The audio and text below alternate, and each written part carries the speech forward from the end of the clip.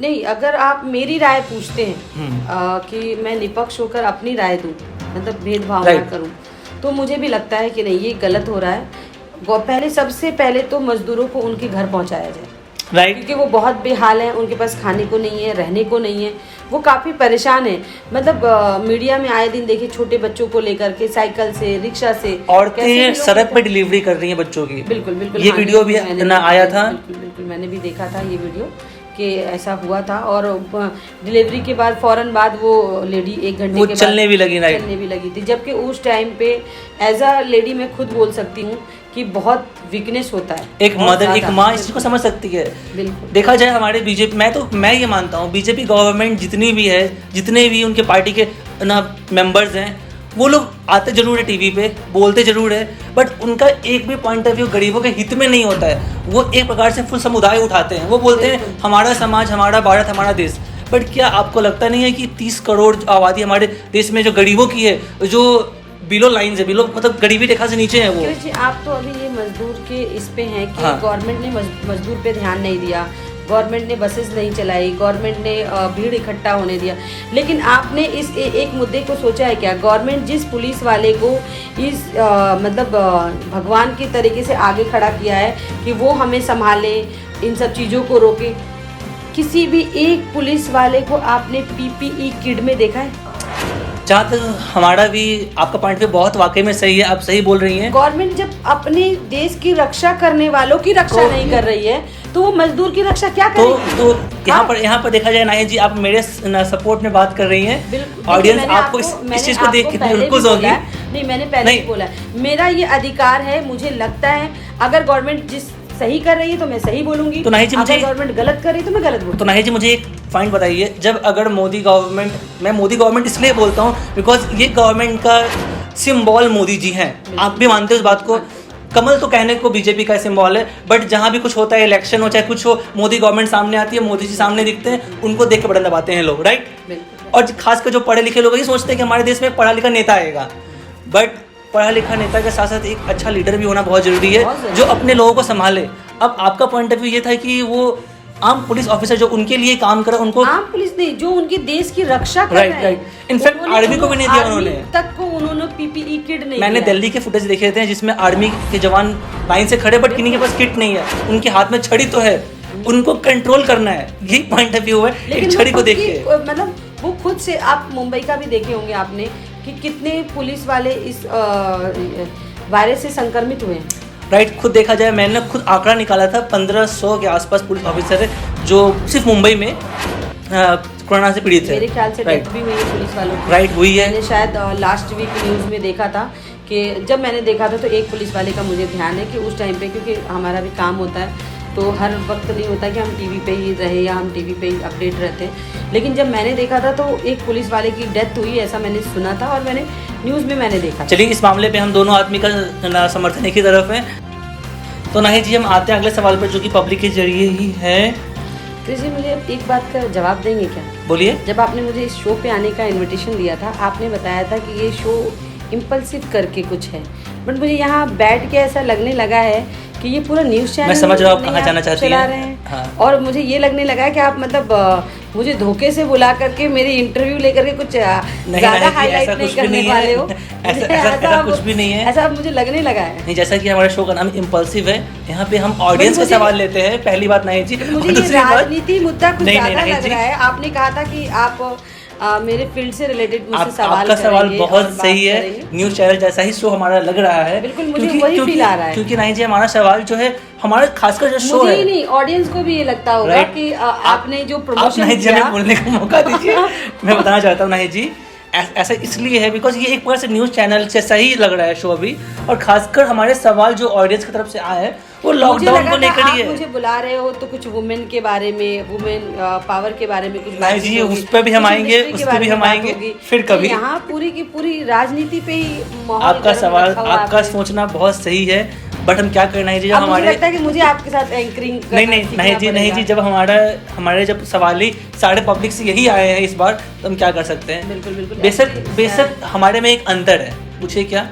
क्योंकि हम news channel जिस चीज़ को कवर नहीं करती, जो चीज़ें नहीं बातें करती इस बारे में, उनको डर होता है कि हाँ उनका नहीं, चैनल बंद हो के जाए। बारे में तो सीधा ट्विटर पे, फेसबुक हाँ, पे। गोदी मीडिया। बट हमारी गोदी मीडिया नहीं, हमारी शो इम्पल्सिव है, जो आम जनता का ही आवाज़ है, उनके लिए ही है। तो हम शुरू करते हैं अपना आय का सवाल। नहीं जी, जैसे आम जनता देख रही है कि ये शो आम जनता के लिए या राजनीति के लिए बन रही है? अब आम जनता आज के डेट में राजनीति में ही इंटरेस्ट ले रही है, तो ये सवाल वो खुद ही अपने से पूछें कि मुझे क्या देखना है आज के डेट जी, में। जी। तो नाहिद जी, हम आगे सवाल को जारी रखते हैं और हमारा अगला सवाल है, क्या लगता है नाहिद जी, अभी जो लॉकडाउन ख़त्म हो रहा है, जो ख़त्म होगा आने वाले टाइम में, क्या लगता है कैसा होगा हमारा इंडिया, कैसे होंगे हमारे इंडिया के लोग, इंडिया के लोग तो जैसे हैं वैसे ही होंगे क्रिश जी। कैसे सर्वाइव करेंगे, हाँ, बताइए survive करेंगे, ये कैसे पॉइंट चलेगा आपने कहा। इंडिया। इंडिया मुझे लगता है कि जैसे अभी धीरे धीरे ये सब कुछ ख़त्म हो रहा है, और जो फाइनेंस का जिक्र अभी मोदी जी ने किया है कि Right. वो इतना लेकर आए हैं 20 लाख करोड़, 20 लाख जो कि एक करोड़। जुमला है। मैं बाद में आऊँगा इस टॉपिक पे, बट अभी आप बताइए। आप नहीं, अभी आप बताइए। हाँ, तो मुझे ऐसा लगता है कि मुझे नहीं लगता है कि इतनी जल्दी ये सारा कुछ ख़त्म होने वाला है। मतलब ये जुमला या फिर नहीं, जुमला नहीं, मतलब जो ये बीमारी 20 लाख करोड़, वो तो खत्म हो गया ना नाहिद जी, वो खत्म हो गया। वो हमारी फाइनेंस मिनिस्टर जी आई, 5 दिन तक उन्होंने भाषण दिया और उसी को खत्म कर दिया, निपटा दिया उन्होंने सारे पैसे। नहीं, इसका आम लोगों को फायदा मिलेगा। हाँ, तो वही सवाल शायद आया है, आप बताइए इस बारे में। हाँ, मैं आपको जो बताने की कोशिश कर रही थी, मुझे ऐसा लगता है कि इस बीमारी की अभी तक कोई वैक्सीनेशन नहीं बनी है। तो हम सबको, आपको, मुझे, फिल्म इंडस्ट्री को या मतलब जो भी लोग हैं उनको सर्वाइव करना पड़ेगा, मतलब इसके साथ ही जीना पड़ेगा। जैसे कि हमको अगर अपने लॉकडाउन पूरी तरीके से ख़त्म हो जाता है या इसकी कोई वैक्सीनेशन बन के आ जाती है तो अल्लाह का शुक्र है, बहुत अच्छी बात है। और अगर नहीं बनकर आती है तो हमको मास्क लगाना है, राइट, ग्लव्स यूज़ करना है, सैनिटाइज यूज़ मतलब करना हमको है, इसके साथ ही जीना होगा। हाँ, मतलब जैसे कि अभी आपने डोनाल्ड ट्रम्प का सुना ही होगा, राइट, कि उन्होंने ये अनाउंसमेंट ही कर दिया है कि भाई ये जो दवाई, इसकी जो वैक्सीनेशन आने वाली है, ये दिसंबर में आएगी। वो तो काफी हद तक WHO में बिगड़े पड़े हैं। बिल्कुल, उन्होंने इस चीज़ को क्लियर कर दिया है अपने आवाम के सामने कि आपको इसी के साथ सर्वाइव करके जीना है, आपकी ज़िंदगी है, आपको उस हिसाब से लेके चलना है, लेकिन अभी इसकी कोई इलाज नहीं है। उन्होंने तो स्कूल तक चालू कर दिया है। तो नाहिद जी, अगर आपका पॉइंट ये है कि अगर ना दवाई नहीं आती है हमारे, तब तक ये हमारे हाथ में। राइट, तो आप मुझे हमें ये बताओ, कैसे अगर बचना हमको है? खुद ही सर्वाइव करना रहता तो ये लॉकडाउन किस लिए था, क्यों हमने $1 ट्रिलियन तक का नुकसान मैं सहा? आपको बताती हूँ। देखा लॉकडाउन जाए इसलिए तो। था कि जब लॉकडाउन शुरू हुआ, मैंने आपको पहले भी बताया था, मैं आपको अभी भी बता रही हूँ, जब लॉकडाउन माफ करिएगा, घूम के उसी सवाल पे आ रहे हैं, उसी पे आ रहे हैं, लेकिन but मैं आपको हाँ, थोड़ा क्लियर करूंगी तो समझ में आएगा। लॉकडाउन जब शुरू हुआ था तो 500 केसेस थे, बराबर जी। है। तो गवर्नमेंट ने लॉकडाउन, मुझे लगता है, इसलिए किया था ताकि वो हॉस्पिटल के जो उनकी मतलब सडनली उनके सामने भी एक नई चीज़ आ गई थी, एक नया बीमारी आ गया था जिसके लिए वो तैयार नहीं थे, जिसके लिए वो भी तैयार नहीं थे। तो उन्होंने ये लॉकडाउन का पीरियड इसलिए लिया था कि ताकि हॉस्पिटलाइज जो हमारे इंडिया में बहुत कम है, तो बहुत Right. कम है, अमेरिका के मुकाबले, स्पेन के मुकाबले, और बहुत सारे ऐसे कंट्री है जिसके मुकाबले हमारे वहाँ कम है। तो इसको सुधारा जा सके, Right. इसको सुधारा जा सके, जितना ज़्यादा से ज़्यादा हो सके वो आइसोलेशन वार्ड तैयार कर सके, मतलब पेशेंट अगर आए तो उनका ट्रीटमेंट कर सके। मुझे लगता है लॉकडाउन करने का जो गवर्नमेंट का रीज़न था वो यही था। Right. जी, वो यही था। बट एक सवाल और पैदा होता है यहाँ पे, लोगों का सवाल है कि क्या होगा जॉब्स का, कैसे चलेगी इंडस्ट्री, ये सवाल आपसे जुड़ा हुआ है, कैसे क्या होगा जॉब का, कैसे चलेगी इंडस्ट्री? देखिए, मेरे ख्याल से 7000 प्रोडक्शन हाउस अभी बंद है जी, आपको भी पता होगा कि 7000 प्रोडक्शन हाउस इस समय बंद है। चालू होगी नहीं होगी इसका भी कोई अता पता नहीं, क्योंकि सारे यशराज नहीं है, राइट, सारे सब सर्वाइव नहीं कर सकते हैं, बाइनर right. नहीं है कि वो कर सके। जो छोटे बाइनर के लोग थे, जो छोटे तरीके से हम काम करने वाले लोग थे, वो हम चालू कर पाएंगे भी कि नहीं, ये तो हमें खुद को ही नहीं पता। उनका अस्थायी रूप से फिलहाल देखा जाए तो बंद है, राइट, सही बोला आपने नाहिद जी। बट आर्थिक स्थिति कैसे होने वाली है, कैसे लोग जॉब्स क्रिएट करेंगे जब हमारे पास पैसा ही नहीं है, हमारे देश में पैसा ही नहीं है, तो फिर जॉब्स कैसे क्रिएट होगा? पैसा मोदी जी ने जो पैकेज दिया है, राइट, हम आएंगे उस पर, हम आपको बाकायदा स्क्रीन पे आपको सब दिखाएंगे, फिर आप हमें उस पर राय देना अपना। पर नाहिद जी, मुझे एक चीज़ बताइए, सबसे इम्पॉर्टेंट बात, कि जो लोग अपने घर की तरफ पलायन कर रहे हैं, जो लोग ये सोच के जा रहे हैं, जो छोटे दर्जे के काम करने वाले लोग थे, वो सोच रहे हैं कि मेरा तो जॉब ही नहीं है। जब उनकी कंपनियां बंद हो गई, उनकी कंपनी ठप हो चुकी है, उनके जॉब चले गए, उनके जो बॉसेस थे वो बोल रहे हैं कि तुम्हारे पास मेरे तो जॉब काम ही नहीं है, तो काम पे क्यों रखो, वो घर चले गए। उनके पास उनको लेकर क्या है जॉब का प्लानिंग आने वाले इंडिया के लिए? आपको मैं पहले भी क्रिश जी क्लियर कर चुकी हूँ कि मैं राजनीति में नहीं हूँ। मैं आज से नहीं जी, 10 साल पहले जहाँ राजनीति में तक थी। हमने रिसर्च किया है, आप राजनीतिक से ही उभर के आई हूँ। 10 साल ये पहले सवाल मैं कहीं ना राजनीति कहीं में आप थी। पे जाता है, आप इसका जवाब देना चाहिए, अपना पॉइंट ऑफ व्यू रखना चाहिए। बिल्कुल रखना चाहिए, लेकिन मैं वही आपको क्लियर कर रही थी कि मैं 10 साल पहले राजनीति में थी, अभी मैं राजनीति में नहीं हूँ। इसलिए मैं ये नहीं आपको बता सकती हूँ अपने सोर्सेज से या इससे कि हमें ये कैसे स्टार्ट हमारा होगा या कैसे स्टार्टअप कर पाएंगे। लेकिन मुझे ऐसा लगता है कि हमें आपको जनता को पेशेंस रख के अपने काम का नए काम स्टार्ट करें।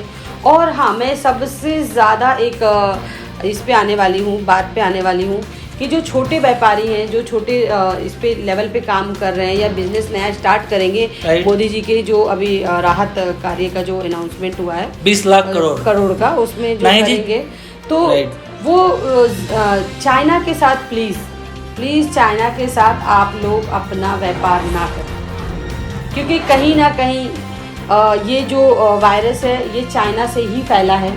और ठीक है, हमारी गवर्नमेंट इस पे उतने ज़्यादा बात, लेकिन हाँ ये चीज़ पे मैं आपको क्रिश जी बोलूँगी कि हमारी गवर्नमेंट इस पे ये बात नहीं कर रही है कि ये चाइना से वायरस आया, लेकिन हाँ मीडिया इस पे ज़रूर बात कर रही है। डे बाई डे इसके ऊपर से पर्दा मीडिया उठा रही है कि ये चाइना से ही। और हाँ, सबसे ज़्यादा अहम बात कि डोनाल्ड ट्रंप, उन्होंने तो डे 1 से आज तक डोनाल्ड ट्रंप का तो नाम ही रख दिया चाइना का वायरस, चाइनीज वायरस उनका यही है कि चाइनीज वायरस। तो अभी जैसे कि आप जो बोल रहे थे मुद्दे पे आने वाले स्वदेशी, मोदी जी का जो असल मुद्दा यही स्वदेशी है, मोदी जी का ये नहीं। ये हमारे अगर देखा जाए हमारे आर्थिक स्थिति को ठीक करने के लिए इम्पोर्टेंट है हम स्वदेशी अपनाएं, चीज़ें हमारे हिंदुस्तान में बने, हिंदुस्तान में आयात निर्यात हो।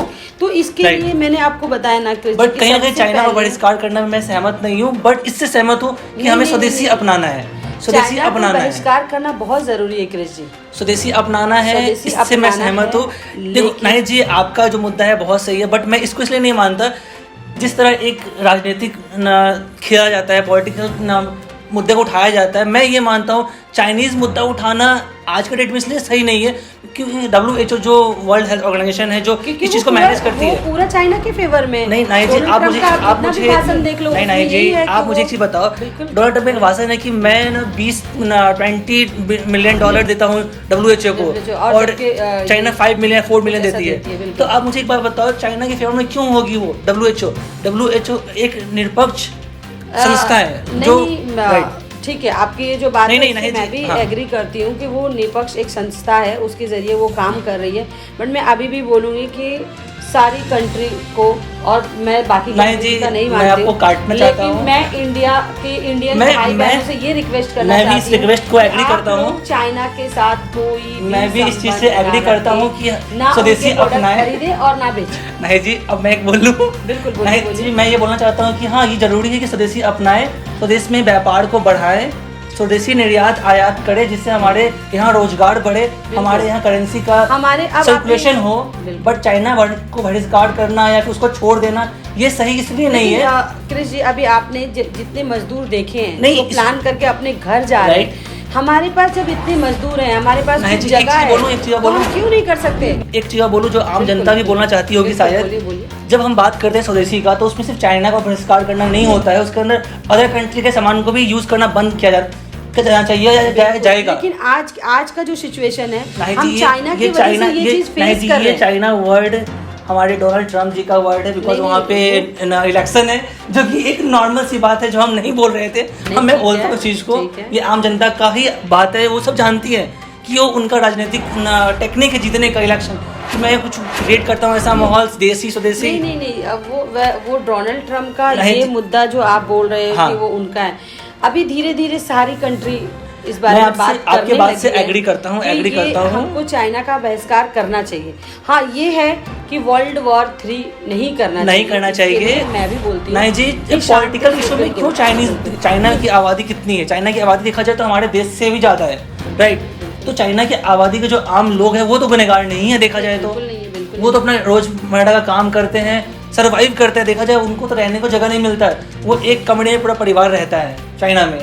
तो हम चाइना का बहिष्कार करें, अपने देश के हित के लिए करें, चाइना को नीचा ना दिखाएं। मतलब ये नहीं है मैं कि ये हम मानता चाइना को बहिष्कार करें। मेरा कहने का मतलब है जो हमारी इंडियन कंपनी के भी बहुत सारी चीजें वहाँ बन रही है, या जो कंपनीज वहाँ से यहाँ लाया जाए। नहीं, ये आपका मुद्दा बहुत सही है, सही है। जब आए थे, मैं अभी शायद हो सकता है आपकी बोली बोल रही हूँ, जब मोदी जी जीत कर आए थे तब उन्होंने नोटबंदी किया था। उन्होंने कहा था कि हम काला धन वापस लेकर आएंगे, जो फेलियर था वो भी फेल हुआ था। तो जब काला धन वापस लाने की जो बातें हो रही थी, जो कि बिल्कुल नहीं आया, उन्होंने कहा सब वाइट धन है, बल्कि और ज्यादा कहीं ना करेंसी की गिरावट हुई हमारे देश में।